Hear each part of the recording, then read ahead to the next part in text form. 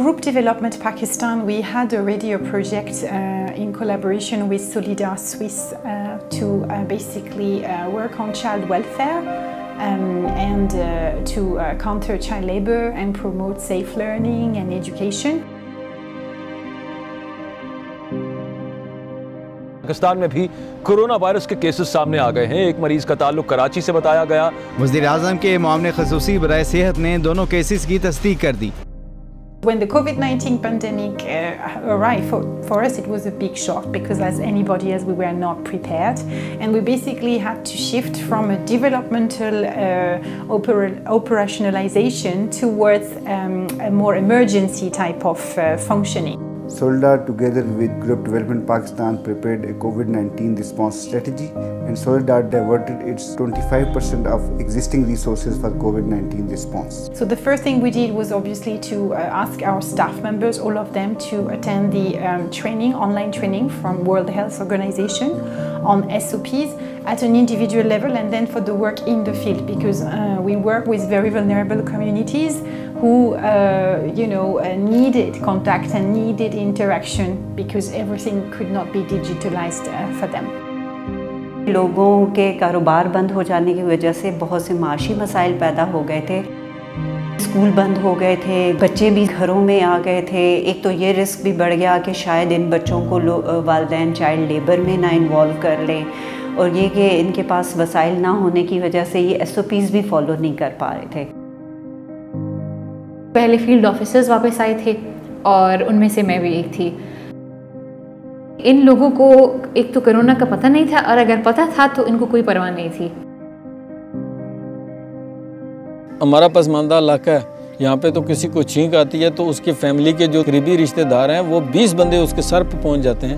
کیا ہوا ہے, کیسے ہوا ہے, کیوں ہوا ہے. ہمیں پتہ تھا کہ کورونا ہے, لیکن جہاں پہ کوئی احتیاط نہیں کرتا تھا. کہتے کوئی افواہ اڑی ہوئی ہے, ایسی کوئی بیماری نہیں ہے, اور ہم لوگ منہ وغیرہ دھوتے ہیں, ہاتھ دھوتے ہیں, ہم نماز پڑھتے ہیں, تو یہ بیماری نہیں ہے. رابطے کو بحال رکھنے کے لیے ہم نے ایک ٹیکسٹ میسیجز کا سسٹم اس کو فعال بنایا اور ان کو آگاہی کے میسیج بھیجنا شروع کر دیے. 10 سے زیادہ لوگ ایک سیشن میں نہیں ہوتے تھے. کوشش یہ ہوتی تھی کہ اوپن ایئر ہو. جب میں اس سیشن میں گئی تو اس میں انہوں نے ہمیں احتیاطی تدابیر بتائیں اور کہا کہ اپنے ہاتھوں کو بار بار دھوئیں اور آپ لوگ فاصلہ رکھ کے بات کریں. ہم نے کیلنڈر بنائے, وہ دیے, پمفلیٹ بنوائے, وہ گھر گھر پہنچائے. کہ ہاتھ دھونے کے 8 طریقے ہوتے ہیں, تو اس میں تصویریں بنی ہوئی تھی. پھر وہ پمفلیٹ انہوں نے دیے, پھر ہم نے گھروں میں لگائے. تو گھروں میں لگا کے تو پھر بچوں نے کیا کیا کہ وہ اس کو دیکھتے, پھر اس کے مطابق ہاتھ دھوتے. بڑی ماں میں کام کرتے ہوئے جو سب سے بڑا چیلنج ہمیں فیس کرنا پڑا کہ گھر وہاں پہ بہت زیادہ کنجسٹڈ ہوتے تھے, تو اور اسپیس کا بہت زیادہ ایشو ہوتا تھا ہمیں وہاں پہ.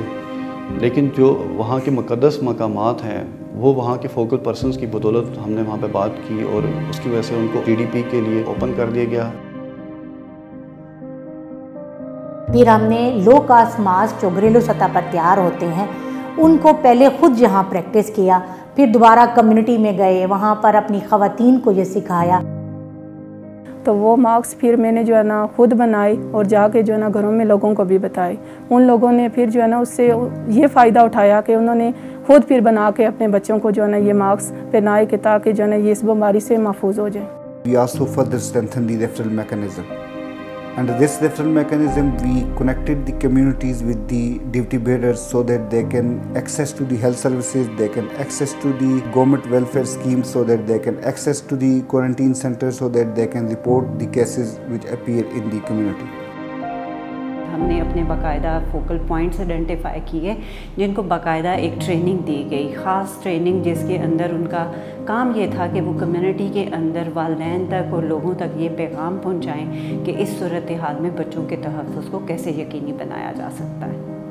ہائیجین کٹس جو ہیں وہ پیکس بنائے اور کمیونٹی میں دیے. لوگوں کے لیے ماسک بھی دیے, لوگوں کے لیے ذرا تبلیغ بھی کیا نا, لوگوں کے لیے تھوڑا ذرا مدد بھی کیا نا, صابن وغیرہ دیا نا. گروپ ڈیولپمنٹ پاکستان نے اس کووڈ کی پینڈیمک سچویشن میں جہاں پہ دوسری کمیونٹیز کے لیے کام کیا, وہاں پہ خواجہ سرا کمیونٹی کو بھی نظر انداز نہیں کیا. ان کے لیے اویئرنیس سیشن منعقد کیے اور اس کے ساتھ ساتھ ان کو فوڈ اور ہائیجین کٹس کی سپورٹ بھی فراہم کی.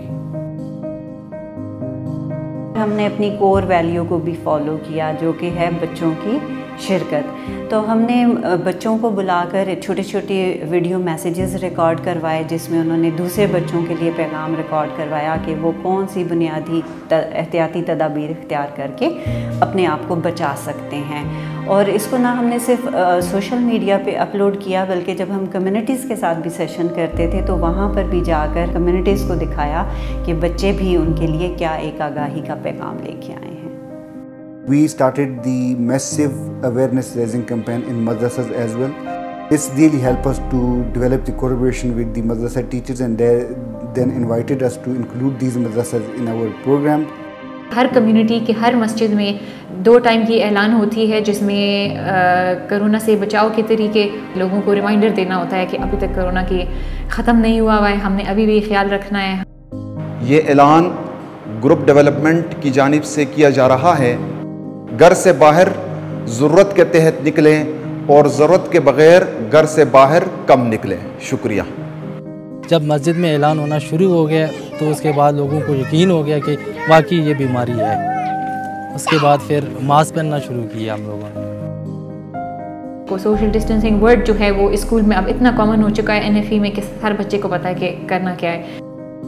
On behalf of these communities who have benefited from the Soldar interventions, I would also like to thank the Swiss people who have financially contributed for these projects. During this pandemic time, we were very much in touch with the Federal Ministry of Human Rights or with ESA's program even, so that was very useful. And I think also what is more admirable is that without those focal points and those community volunteers, those children could not have been protected effectively. So I think it's a very inspiring story.